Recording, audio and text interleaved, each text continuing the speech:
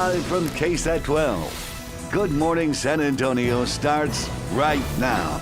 Good morning. Happy Friday. It is January 6th. And we are going to get right to live cam, show you what it looks like outside if you hadn't gone out there yet. Just a little humid, a little cloudy, and it's going to stay cloudy for a few days. Justin, what's going on? What happened to the sun? Well, the sun will be out this afternoon, but you're right, because by tomorrow the clouds move right back in and we're socked in.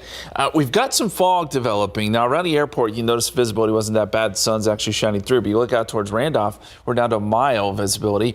Mile and a half, New Braunfels, and then you go south and east of San Antonio, you run into some serious fog. Visibility is down close to zero in places like Gonzales and Victoria.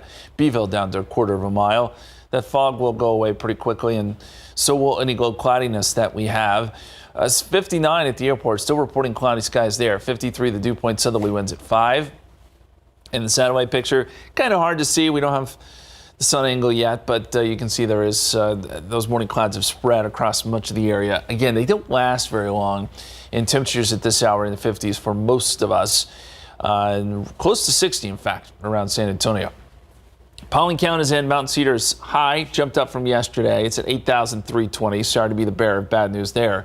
Molds are low at 460.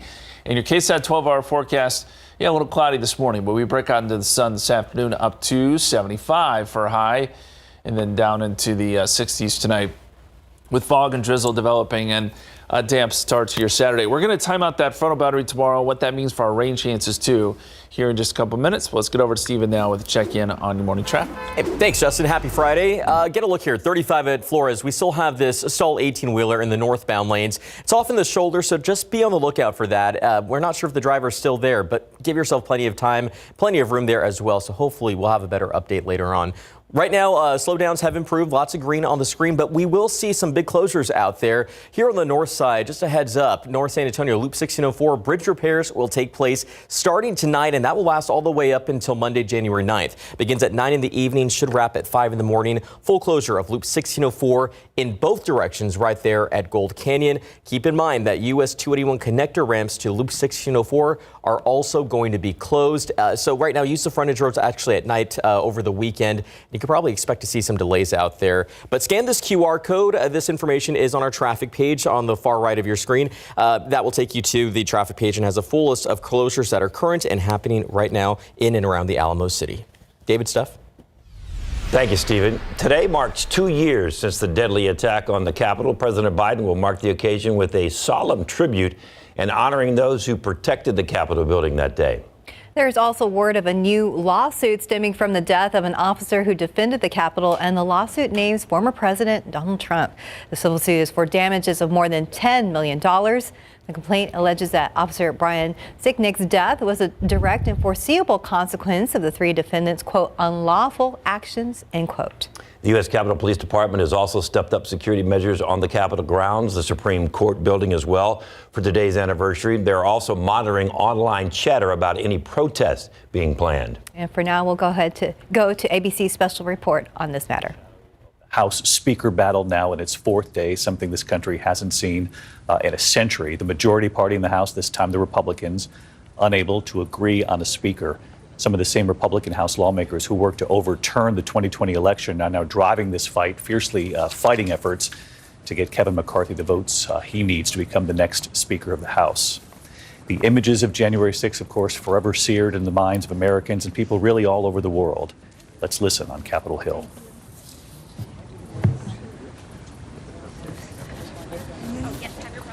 Hakeem Jeffries there at the podium, and of course he's expected to speak at any moment now, certainly giving the rest of lawmakers who are now descending the steps time to gather as well. To his right, obviously our left, former House Speaker Nancy Pelosi. As we know, the officers that day were vastly outnumbered by members of that violent mob.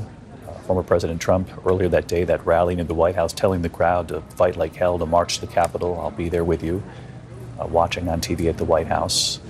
They're going to talk not about the former president today, but certainly about the officers who fought so hard to protect the Capitol. And many of them since have talked about the toll, not only that day and in the days and weeks that followed, but the mental health toll all this time later. 2 years to the day now, the PTSD, the challenges that they have faced. Not everyone has supported them and their efforts that day, but certainly largely the American public understands and applauds the work of those officers who were outnumbered that day. You're looking at the leader of the Democrats in the House, Hakeem Jeffries. Of course, in recent days, we've heard his name quite a bit as Democrats unanimously have nominated him and voted for him to be Speaker of the House. In many of these rounds, in fact, he had more votes than Kevin McCarthy. Obviously, he won't be Speaker. The Republicans won't let that happen. They have the majority. They've earned that role of Speaker of the House. The question is, who will they coalesce behind and when will they do it? Day 4 of that battle underway, negotiations overnight. There had been concessions already. There is some reporting that there has been some movement, but whether or not there truly is, we will wait to see what unfolds here today. But in this moment, it is about the officers who defended the Capitol on January 6th and taking a moment on this day, 2 years later, to say thank you, to say we have not forgotten the work you did that day against so many people. Rachel Scott, I think we're waiting for a few more lawmakers to descend the stairs there, and you are in the very spot where you were on January 6th. David, it's just remarkable being back here because this is exactly where I was as we were live on the air for hours on January 6th, watching these images of these lawmakers coming down the steps from a building where they suffered so much trauma, so much pain. But I'm struck by the fact that I'm seeing not very many Republican faces there. This is more so a show of unity from Democrats, and here we're hearing the Democratic leader. Please join me in the Pledge of Allegiance. Pledge allegiance to the flag of the United States of America and to the republic for which it stands, one nation, under God, indivisible, with liberty and justice for all. Today, members of the House of Representatives, in a bipartisan way, pause in solemn recognition of the violent attack on the Capitol that occurred 2 years ago on January 6, 2021. We are joined by the families of several heroic police officers who gave their lives protecting the Congress, the Constitution, and the country. We are gathered here to honor their memory and acknowledge with deep gratitude the tremendous bravery of the hundreds of officers who defended us at this citadel of democracy that fateful day. As a result of the events on January 6th, the lives of 5 heroic officers were lost.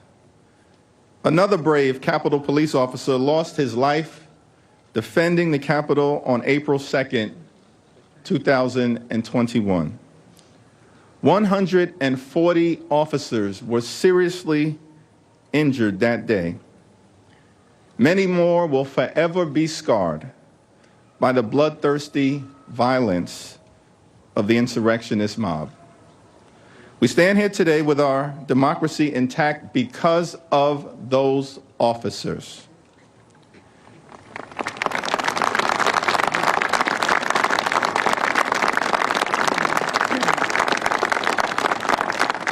The violent insurrectionists stormed the Capitol and attempted to halt the peaceful transfer of power, a cornerstone of our republic.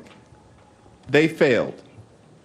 They failed because of the bravery and valor of the United States Capitol Police and the Metropolitan Police Department officers who fought heroically to defend our democracy.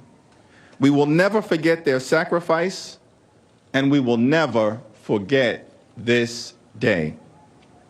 It is now my honor to yield to our Speaker Emerita, who led the House of Representatives on that fateful day with strength, courage, and resilience, Nancy D'Alessandro Pelosi.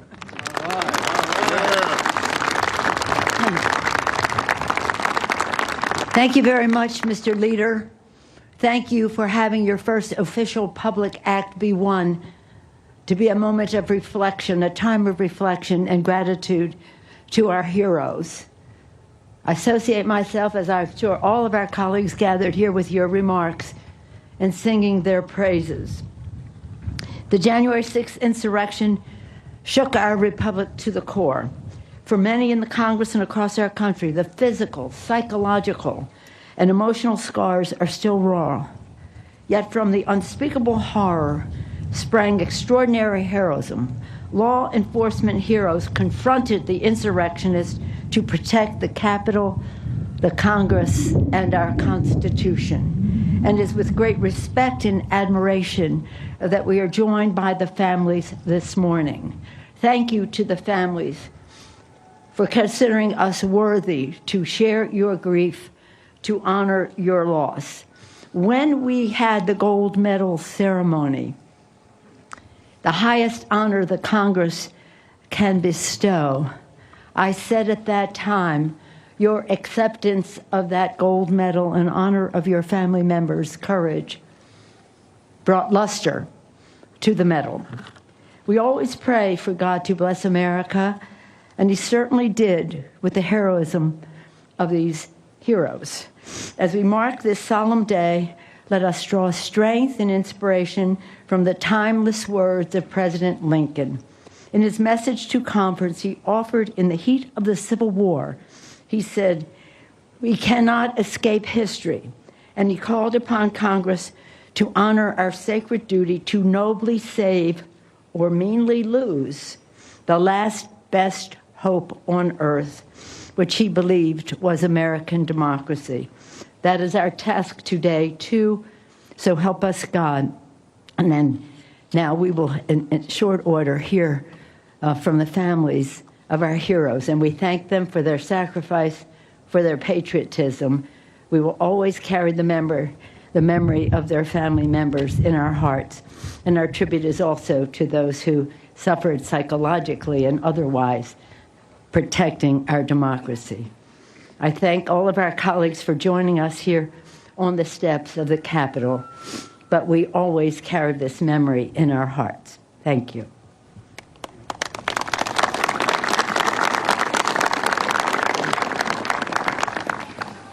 Would you pray with me?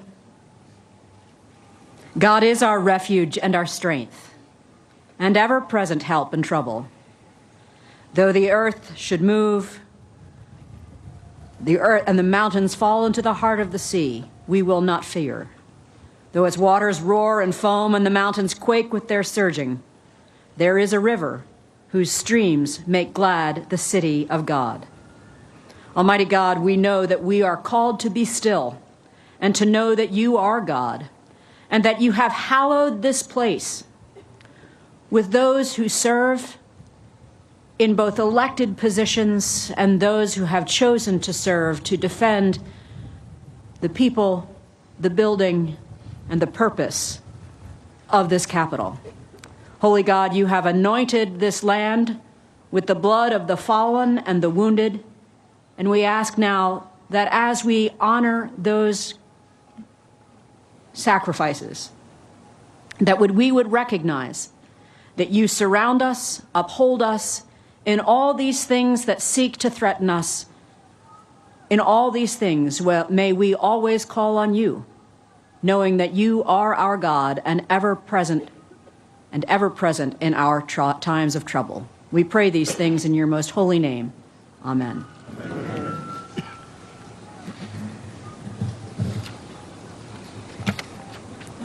Now invite the families and loved ones of the officers who are no longer with us to read their names.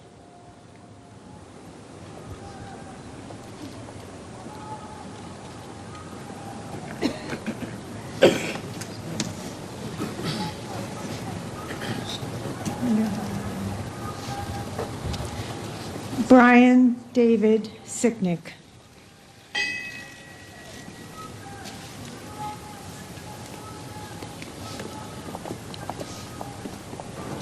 Howard Charles Liebengood.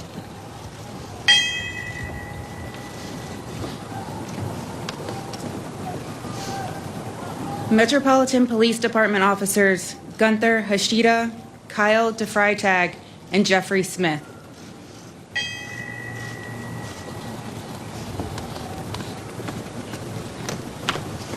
Officer Billy Evans.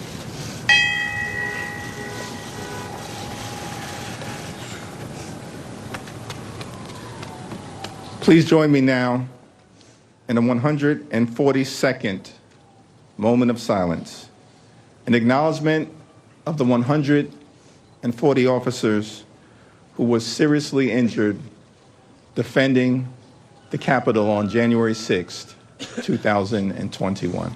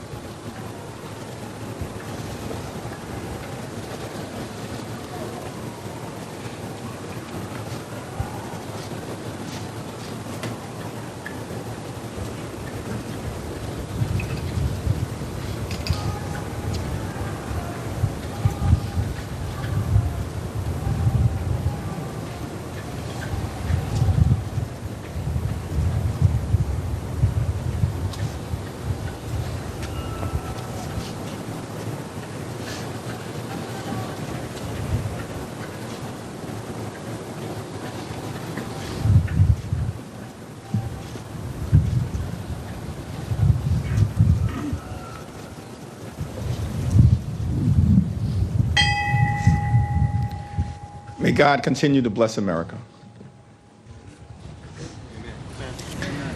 And there you have it, a powerful moment on Capitol Hill, the moment of silence to reflect the officers and the amount of time that they were up against the mob attacking the Capitol 2 years ago to the day. Rachel Scott reporting live from the very spot where she was reporting on the day of the 6th for us.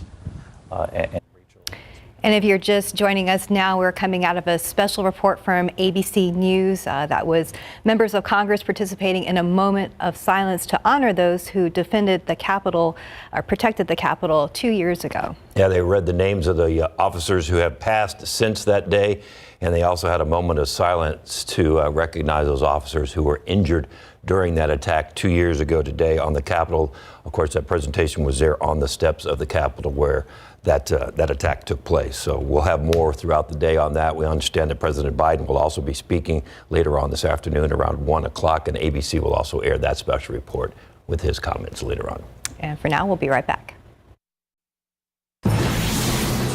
Welcome back. It's 9:20 and warming up a little bit. A little bit, and it's clouding up now, but then some sun and then some clouds and maybe some rain, but probably not, but maybe a little, but you know, it's all over the place. It's just all over the place. Listen, I think that covers it. I think that's okay. Well, we're done here. We're done. Okay. Thanks. Pretty much summed it up. Did you get all that? Yeah. We'll go into a little bit more detail, but you're basically right there, David. That's what we're dealing with. A lot of off and on here. We had the clear skies yesterday. Now the fog and clouds have rolled in. And the visibility has dropped in spots like over towards Randolph and New Braunfels, where we're down to about 1.5 miles and a mile. But this is the definition of patchy fog, right? You go west and you find nothing.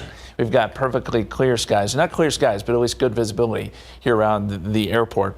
And as we zoom out, the fog has been rather thick in places like Victoria and Gonzales, where visibility is still down close to zero. Del Rio now reporting some fog, as is Cotulla. I don't think this will last very long. And as we look at the satellite picture, you can see where the clouds are right now. We have quite a bit of cloud cover right around San Antonio, but you go down towards Pleasanton, it clears out. Beeville had fog earlier, but it's cleared out there. These clouds kind of banking up against the escarpment. They're rather thin, though, and just like the fog, these won't last very long at all. That's kind of a cool scene right there, right? We got the blue skies up here. You look in the distance, you can see that low cloudiness and fog not too far off from the airport. Temperatures 59, 58 at Stinson, 57 Kelly, 58 at Randolph. In your KSAT 12-hour forecast, we'll leave some of those clouds in here through about lunchtime, 68, but plenty of sun this afternoon, up around 75 for high. Winds could get a little bit gusty out of the south, 5 to 15 miles per hour. There could be some gusts up around 20, 25. And then tonight, certainly not as cool because we're going to have a lot more moisture. And I'd say by about 10 o'clock, just past this forecast, is when clouds will start to increase again, and we'll start to see some fog and drizzle developing. Here's the setup. We've got a front in the early stages of development here, but it's starting to crank up. So we'll get an area of low pressure right here, and the Texas Panhandle will begin to develop. That moves northeast, and then this front starts to work its way across Texas slowly but surely. Out ahead of it, you're going to get a lot of moisture feeding in. So those higher dew points will work their way up into Texas until that front does indeed come through. Not a lot of rain with it yet, but we do think we'll get some showers and storms with the front. We mentioned the dew points, so we're still fairly dry, or at least as the dew point is concerned, in the 40s, but these dew points climb into the 60s where we get into the muggy territory by as early as this evening and going through much of the day tomorrow.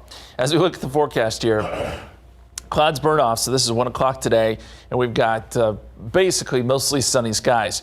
And then as we get into tonight, that's when the clouds begin to increase again. We've put in a 40% chance of rain, but don't think this is important rain. This is just in the form of fog, drizzle, mist. Very light stuff. It's not going to add up to anything, but it's kind of a nuisance thing where everything is damp. Keep that in mind tomorrow morning. Here comes our slow-moving front. Nothing with it yet. But as we get towards the 5 o'clock hour, we'll start to add in some rain chances as showers begin to develop along the frontal boundary. And then we could even see a few thunderstorms. It's possible, maybe just right behind the front. So we'll keep in that 30% chance going through 2 a.m. and probably doesn't clear out completely until Sunday morning. How much rain? Not a lot. I think there could be some spots that get up to half an inch. There could be some isolated spots to up to an inch, but this is going to be east of I-35.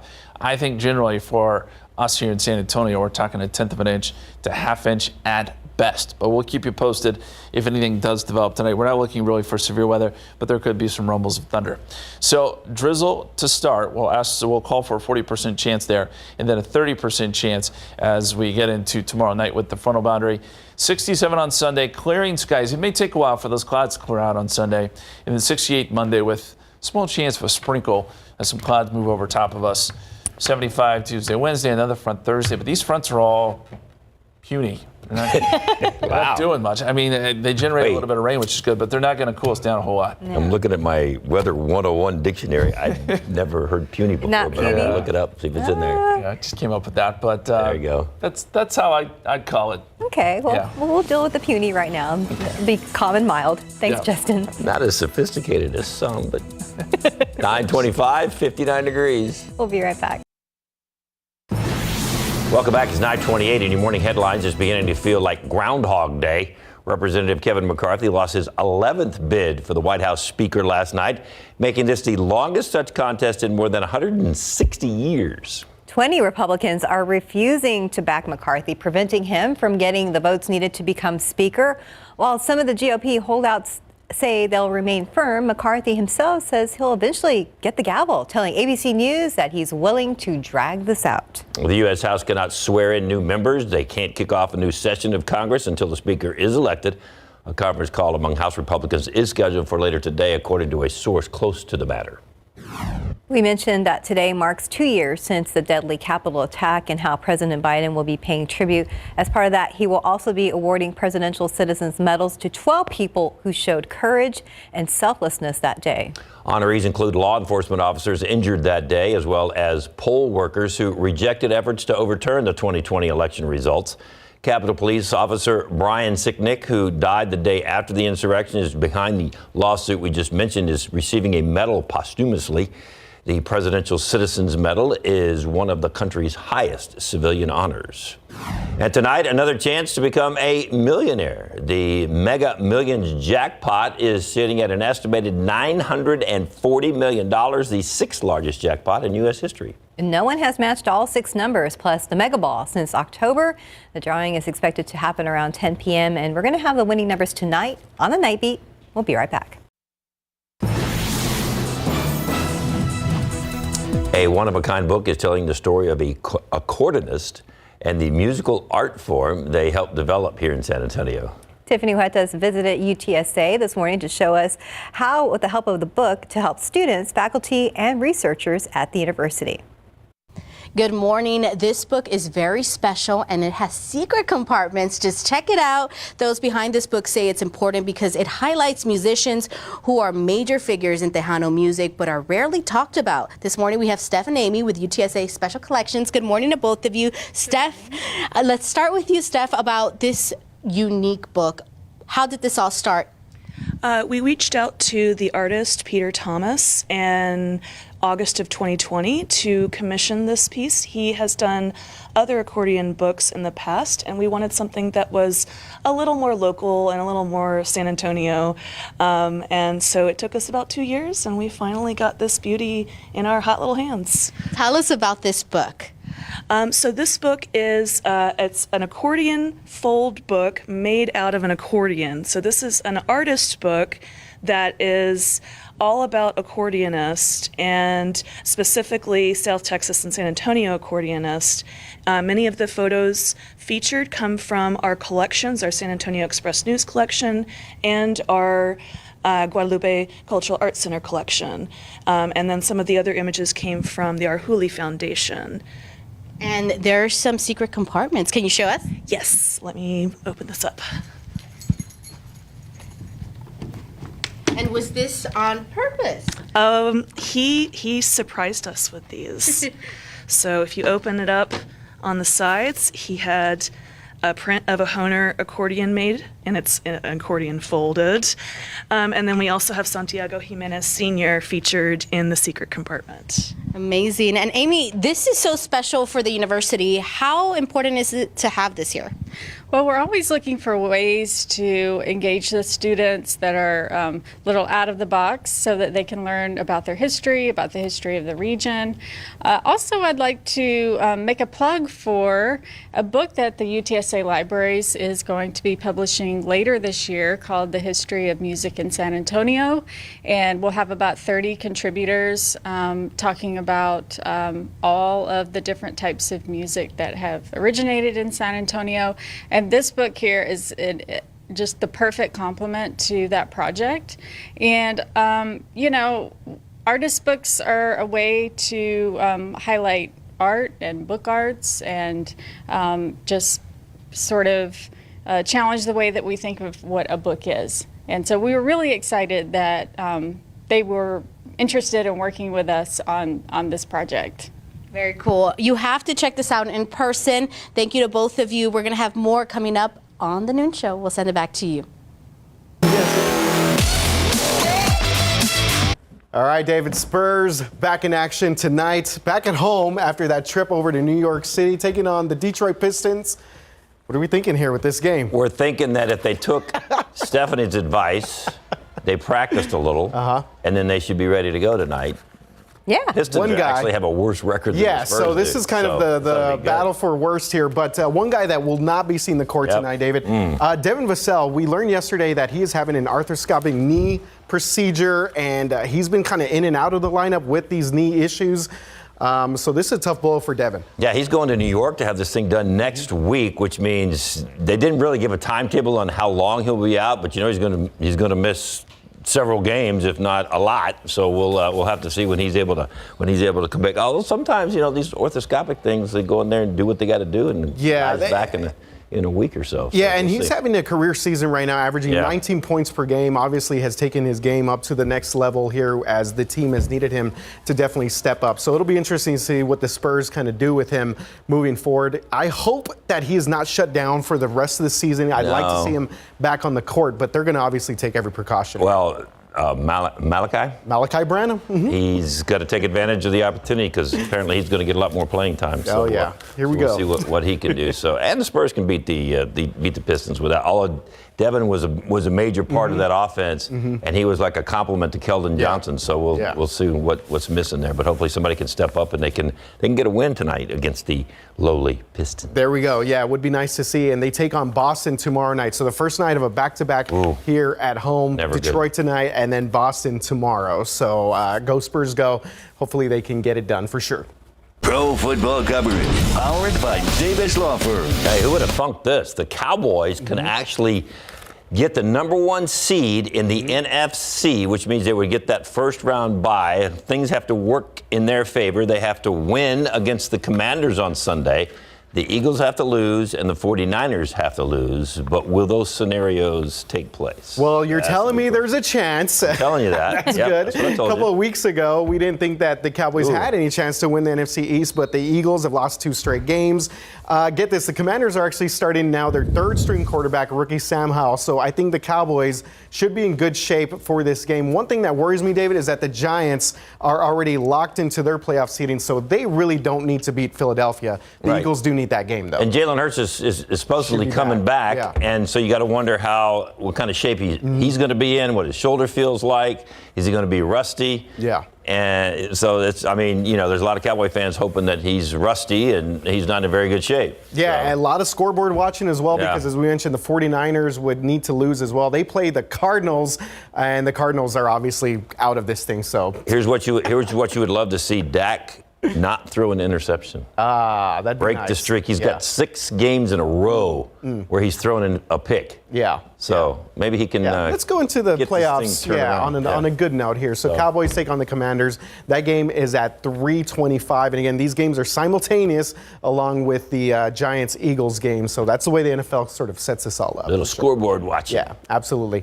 Wanted to mention also, David, the latest updates with Damar Hamlin. Of course, the NFL has been following this very closely. Apparently, he is now communicating with the team and the family. He actually FaceTimed them. I just saw this update on ESPN this morning that he actually FaceTimed the Bills team meeting. So his progress continues to improve. Ooh, I know. And I remember there was a quote from his dad who said as soon as he wakes up, the first thing he's going to do is ask if the team won. And that's exactly what he absolutely. did. Doctors were kind of shocked. Well, no, you won because you have defied what that heart attack is doing to you, and you're coming along pretty good. So, wow, but he FaceTimed his team. Yeah, this morning. That just came down from can you imagine the emotion in that room? Account. Yeah, it must be amazing. Speaking of, and of course, now we talk about the games themselves. That game has officially been canceled, the Bills-Bengals game. So now this is all sorts of kind of craziness because of this, but the NFL trying to figure out what they're going to do here at the playoffs. And this is why they went ahead and canceled it, because they decided that the outcome was not really going to have a bearing on the teams qualifying for the postseason, and playing a game would alter the playoff schedule for the remaining teams. Yeah, so as of right now, it appears as if the AFC Championship game, based on all the scheduling and standings, may actually take place at a neutral site, but still a lot to be figured out. And that'll be determined with this weekend's games. A lot of things can happen this weekend, so we'll just have to wait and see. And speaking of this weekend, speaking of football, speaking of future stars, remember some of these guys that you watch now in the NFL actually played football at least one Saturday here in San Antonio over the last, 10, 15 years they've been doing these games? This has been very popular. The All-American Bowl taking place at the Alamo Dome. You mentioned Micah Parsons, Ezekiel Elliott, Trevor Lawrence. I mean, just a few of the names here that have taken part in this game. So there's a lot of great talent here in San Antonio this weekend. So the first one is the local kids, right? The first one is I'm Yes. sorry. The first one is the national game. That's superstars from all over the country, and then the 5 o'clock game in the Dome is a lot of the kids from around our area. Yeah, the Black and Gold All-Star game taking place here. So a lot of the guys that we followed this year in big game coverage going to be taking place in that game as well. So a lot of fun at the Dome. Action-packed football weekend. This is going to be fun. So, and I know Steph's going to be watching. Well, Steph's got her own events going on this weekend. Yes, so. Basketball game. Basketball game. My question is to you, Steph, as we toss it back, did they practice? Of course. Okay, well then. Of course. Practice your inbounds. You need to. Thank you. Yep. I have all the tips written for my daughter. But if you are headed to the Alamo Dome, it's going to be busy. Your best bet to get to those games at the Alamo Dome is probably by taking Via's Park and Ride service. It will be provided from Crossroads, like usual, from 10 a.m. to noon tomorrow. Now, the fare is $1.30 each way.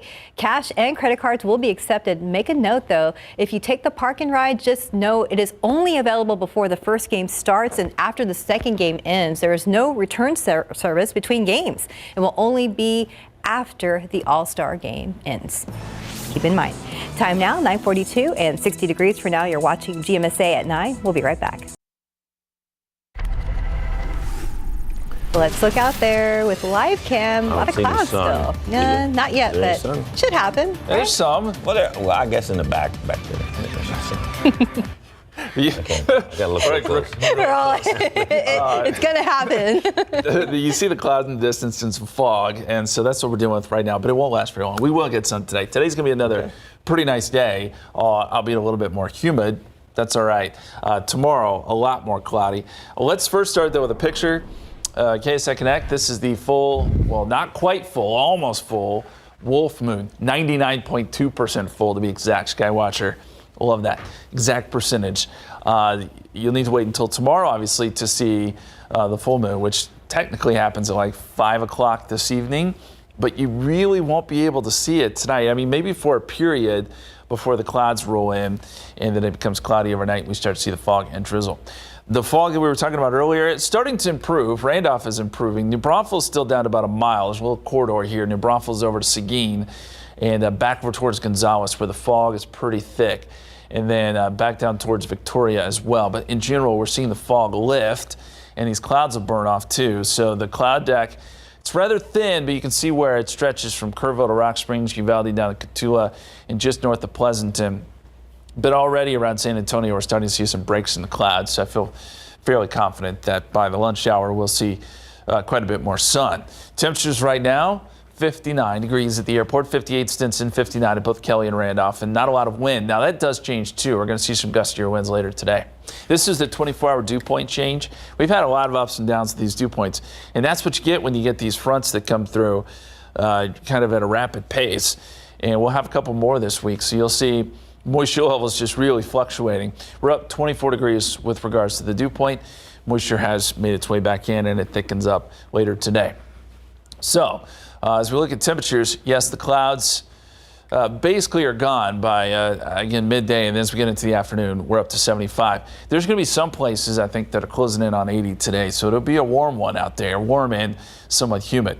Then tonight, the clouds build back in, as we said, 62 to start tomorrow, so not near as cool as the last couple mornings, and this is where we may be dealing with some fog and drizzle. I mentioned the winds. Throughout the rest of this afternoon and into tonight, we're going to see a southerly breeze at a pretty good clip. I'd say 5 to 15, but there could be some gusts 20 to 25, so keep that in mind if you do have outdoor plans. Here is the setup. Fledgling area of low pressure here starting to get its act together and starting to see the front associated with it. This front will sweep through Texas slowly but surely tomorrow, and this is why we think we'll get some showers and storms by late tomorrow night. Not a great chance. The best opportunity is going to be east of us, as it seems like it's always is, but that is this is the impetus behind our rain chances going into tomorrow night. So let's look at the forecast here. Nothing this afternoon. Clouds go away. Sunny skies, mostly sunny skies. And then tonight, clouds rapidly return. We have a 40% chance of precipitation in there, but keep in mind, this is going to be really light stuff. It's the fog, drizzle, and mist. Just overall dampness Saturday morning. Then here comes our front, slides in, and this helps to create some showers. I'd say as early as dinner time Saturday, but the better chance is going to be during Saturday night, where we could see a 30 to maybe 40% chance of some showers and maybe a thunderstorm. The best opportunity for that, though, as I said, is going to be east of San Antonio. So Gonzales, Cuero, Howattsville, your rain chances are a little bit higher. And that means your potential for rainfall is obviously better, and you may get a little more rain out of this. Here in San Antonio, I'd say a 1/10 of an inch to about 1/2 inch. But as you go east, there could be up to an inch of rain. In some spots, you go west of San Antonio, the rain's going to be quite a bit less. So that's kind of the setup, and that goes through Sunday morning. 67 on Sunday. We do clear out during the afternoon. We got another little disturbance rolling through on Monday, which may generate a sprinkle, but that's not too much to worry about, just mostly cloudy skies. But still good weather Tuesday, Wednesday, Thursday. I mentioned these fronts aren't doing a lot for the temperatures, but they are making a difference when it comes to the humidity. Yeah, you described them as puny. Puny. Puny fronts. All right, we'll look forward to that. Yep. Thanks, Justin. 9:50 and 60 degrees. We'll be right back.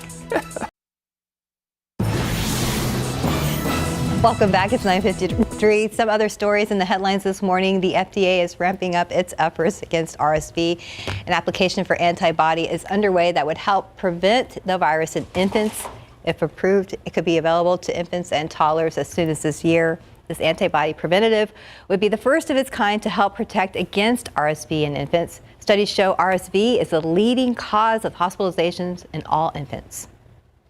Oh, gotta have this. We're gonna end the week with our daily dose of bear news. Look at that bear coming out from under the house because hibernation is causing some big headaches for people in parts of California. Bears finding their way inside open crawl spaces, and they're causing thousands of dollars worth of damage. Look at it. Oh, that is a huge bear, but he found some warm spot in there. They're busting gas lines, they're breaking water pipes, they're tearing apart insulation. The Bear League of Tahoe says they are getting calls daily about bears being under people's houses. Oh my goodness. We have moved 8 to 10 individual bears out from under separate homes around the Tahoe Basin. We're running all over the place doing this. Come on, bear. We are out there waking them up in the middle of their natural sleep cycle, and we're chasing them out. We don't like having to do that. That crawl space door has to be as secure as your front door. They're just looking for the porridge that's just right. Oh, is that what it is? That's all they're doing? Come on. Oh my goodness, Wow, look at that the Bear video. League says, it's amazing, isn't it? Look at that. The residents need thick plywood that fit inside seams to truly secure a crawl space. I like that. Come on, bear. Yeah. Come on, bear. Come on, bear. It looked like it turned around. I'm not even What? paying rent. No. I know. That's another problem. I can't bear it. That's a good one. Oh, you know what? The animal puns, they, overused. I think it's the definition. Yeah, but they're easy. Anyway, 75 degrees today. We'll see these clouds burn off, the fog go away, but the clouds and fog and drizzle return tomorrow morning. Kind of a damp start to your Saturday, and then chance for some showers and storms late with a frontal boundary. Clears out some Sunday afternoon, and some more good weather next week. Yeah, we look forward to it. Thank you for the nice weather. I try. All right. It happy has Friday. been a great week. It's been the last couple of great days with you guys over here. It's fun. Over there. Thank you very much. And thank you for watching. And we will see you back here